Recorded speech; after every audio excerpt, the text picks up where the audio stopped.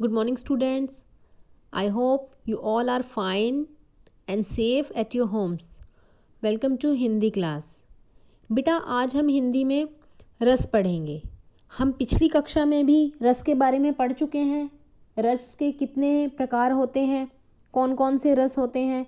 हम वैसे मुख्य रूप से तो हमारे 9 रस होते हैं और 2 रस और इसमें अभी जोड़े गए हैं. मैं इन सब के बारे में आपको पिछली वीडियो में जानकारी दे चुकी हूँ. हम अपने 2 रस के बारे में, पहला है श्रृंगार रस और दूसरा है करुण रस. हम इनके बारे में पिछली कक्षा में पढ़ चुके हैं. ठीक है, आज हम स्टार्ट करने जा रहे हैं शांत रस. शांत रस क्या होता है? शांत रस का संबंध होता है मानसिक शांति से. ठीक है, इसकी उत्पत्ति मानसिक शांति से होती है. मानसिक शांति यानी कि जो हमारे ये बड़े बड़े महात्मा होते हैं, जो मोक्ष और अध्यात्म की भावना होती है जिनके अंदर, ठीक है, जिससे इस रस की उत्पत्ति होती है. यानी इसका स्थायी भेद निर्वेद है. शांत रस का स्थायी भाव है निर्वेद. निर्वेद का अर्थ होता है उदासीनता. मोक्ष और अध्यात्म की भावना से जिस रस की उत्पत्ति होती है उसे शांत रस कहा जाता है. शांत रस का नाम देना संभाव्य है. ठीक है, इस रस को शांत रस का नाम देना बहुत ही एक सिंपल सी बात है.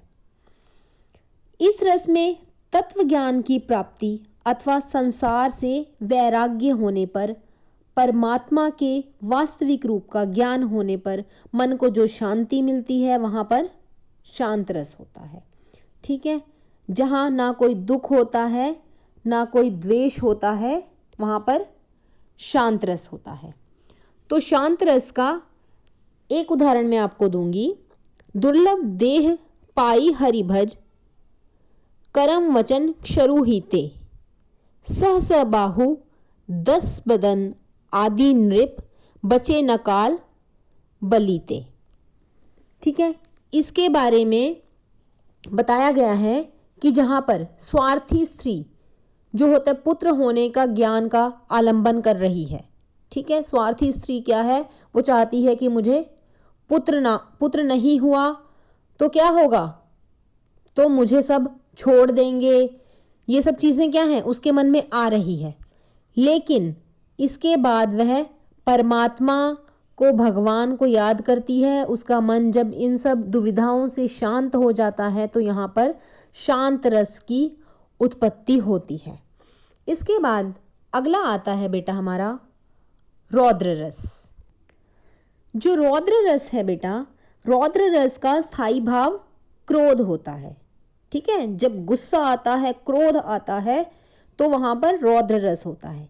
जब किसी एक पक्ष या एक व्यक्ति के द्वारा दूसरे पक्ष या दूसरे व्यक्ति का अपमान करने अथवा गुरुजन आदि की निंदा करने से जो क्रोध उत्पन्न होता है उसे रौद्र रस कहा जाता है. किसी के द्वारा भी किसी का अपमान हो, अपराध हो, कोई निंदा हो किसी का, तो यहाँ पर रौद्र रस का संचार होता है. अब रौद्र रस क्या होता है? ये गुस्से से उत्पन्न होता है. ठीक है, जहां पर भी गुस्सा होगा वहां पर रौद्र रस होगा. इसके बाद आता है हमारा अगला रस. अगला रस है बेटा हमारा वीर रस. वीर रस क्या है? वीर रस का स्थायी भाव होता है उत्साह. जब किसी रचना या वाक्य आदि से वीरता जैसे स्थायी भाव की उत्पत्ति होती है. जब कुछ काम हम करते हैं तो हमें वीरता जैसा स्थायी भाव उत्पन्न होता है ना, तो उसे वीर रस कहा जाता है. इस रस के अंतर्गत जब युद्ध अथवा कठिन कार्य को करने के लिए मन में जोश आ जाता है, उत्साह आ जाता है, तो उत्साह और जोश की जो भावना हमारे मन में विकसित होती है वहां पर वीर रस होता है. जैसे युद्ध में कोई योद्धा गया है युद्ध में, और वो वहां पर एक योद्धा है जो कायर होकर डर रहा है, पीछे पीछे छिप रहा है, वो नहीं चाहता कि वो आगे जाए. ठीक है, और दूसरी तरफ एक योद्धा ऐसा है जो कि जोश में भरा हुआ है और उसे ये लगता है कि मैं तो आज जीत कर ही वापस आऊंगा, है ना. उसके अंदर बहुत उत्साह है, बहुत जोश है. तो जो ये जोश और उत्साह की भावना है ये वीर रस के अंदर दिखाई देती है। ठीक है, तो वीर रस का जो स्थायी भाव होता है वो उत्साह होता है। इसके बाद आता है बेटा हमारा अगला रस जो है अद्भुत रस। अद्भुत रस क्या होता है? अद्भुत रस का स्थायी भाव क्या होता है? आश्चर्य। ठीक है, अद्भुत रस का स्थायी भाव आश्चर्य होता है। जब व्यक्ति के मन में विचित्र अथवा आश्चर्यजनक वस्तुओं को देखकर जो विस्मय आदि के भाव उत्पन्न होते हैं, ठीक है, उन्हें अद्भुत रस कहा जाता है। कुछ चीजें ऐसी होती है ना जिनको देखकर हम चौंक जाते हैं, है ना, हम सोचते हैं कि ये कैसे हो गया, ये कैसे हो सकता है। तो वहां पर जो भाव उत्पन्न होते हैं हमारे मन में विस्मय के, वहां पर अद्भुत रस होता है। किसी असाधारण वस्तु को या किसी घटना को ऐसे देखकर, जबकि हमें बहुत आश्चर्य हो रहा है जिसको देखकर, वहां पर अद्भुत रस होगा। ठीक है, इसके बाद बच्चे हमारा अगला रस आता है। अगला रस है हमारा हास्य रस। हास्य रस का स्थायी भाव हास होता है। ठीक है, इसके अंतर्गत वेशभूषा, वाणी आदि की विकृति को देखकर हमारे मन में जो प्रसन्नता के भाव उत्पन्न होते हैं, जो हमें हंसने की जो स्थिति उत्पन्न होती है कि हम किसी चीज को देखकर बहुत हंस रहे हैं, हमारे मन में प्रसन्नता हो रही है, खुशी हो रही है, हमें हंसी आ रही है, तो वहां पर हास्य रस होता है। जैसे किसी व्यक्ति की हम अजीब सी कोई क्रियाएं देखते हैं, कोई अजीब अजीब से मुंह बनाता है, कोई अजीब अजीब क्रियाएं करता है जिन्हें देखकर हमें हंसी आती है, या कोई ऐसा दृश्य है जिन्हें देखकर हमारे मन में जो हास की स्थिति उत्पन्न हो रही है, जो हास का भाव आ रहा है, तो ये क्या कहलाता है? हास्य रस। जैसे आप टीवी में भी बहुत सारे प्रोग्राम देखते हैं, कपिल शर्मा का शो आता है ना, तो उसमें क्या है, उसमें बहुत सारी चीजें, बहुत सारी क्रियाएं ऐसी होती हैं, बहुत कुछ वो लोग ऐसा बोलते हैं कि जहां पर आपको हास्य रस की उत्पत्ति होती है। ठीक है, जहां पर कि आपको हंसी आती है, तो हास्य रस का स्थायी भाव हास है।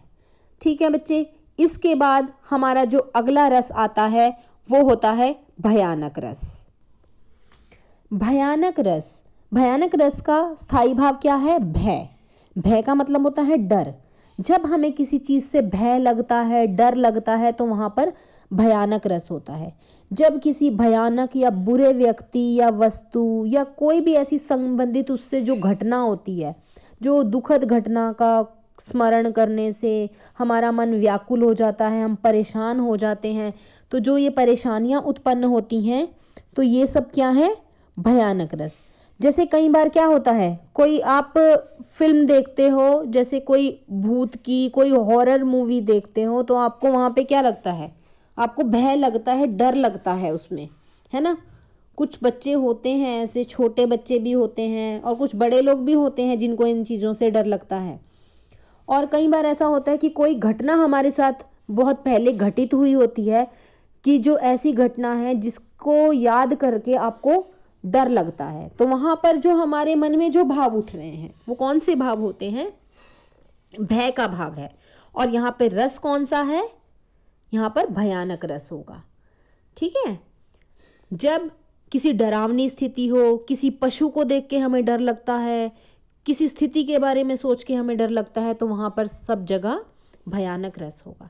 इसके बाद हमारा अगला रस आता है बेटा विभत्स रस। विभत्स रस का स्थायी भाव होता है जुगुप्सा। ठीक है, विभत्स रस का स्थायी भाव है जुगुप्सा, यानी कि घृणा। ठीक है, क्या होता है जुगुप्सा का अर्थ? घृणा किसी चीज से।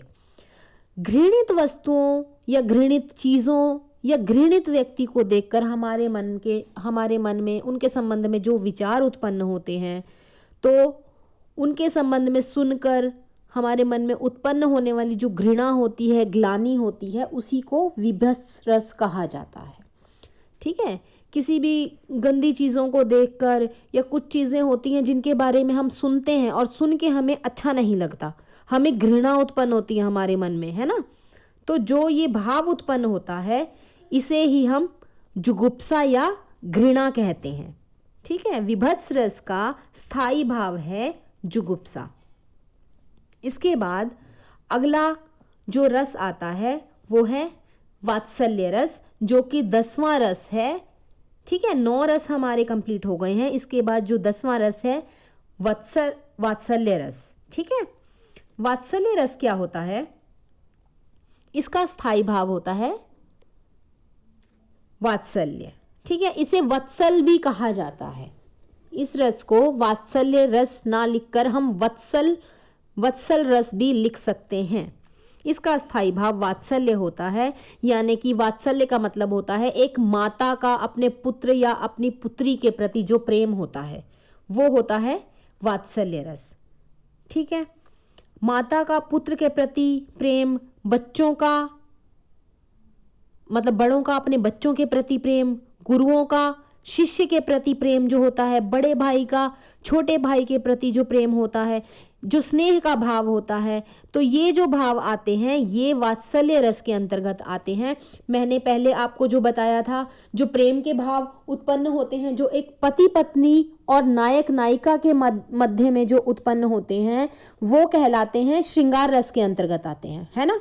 वहां पर नायक नायिका और पति पत्नी के बीच प्रेम है, लेकिन यहां पर माता का अपने बच्चों के साथ, पिता का अपने बच्चों के साथ, या गुरुओं का अपने शिष्यों के साथ, बड़े भाई का छोटे भाई के साथ, छोटी बहन के साथ, जो इस तरह का स्नेह या प्रेम दिखाया गया है वो वात्सल्य रस के अंदर आता है।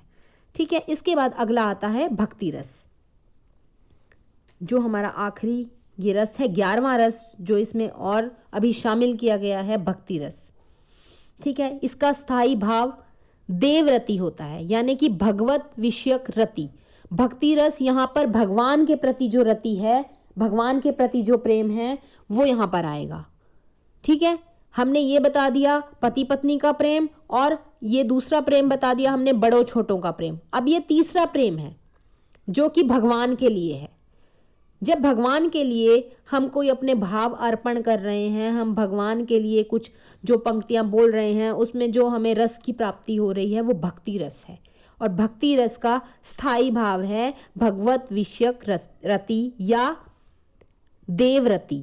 ठीक है, इस रस में ईश्वर की अनुरक्ति या अनुराग का वर्णन किया जाता है, अर्थात इस रस में ईश्वर के प्रति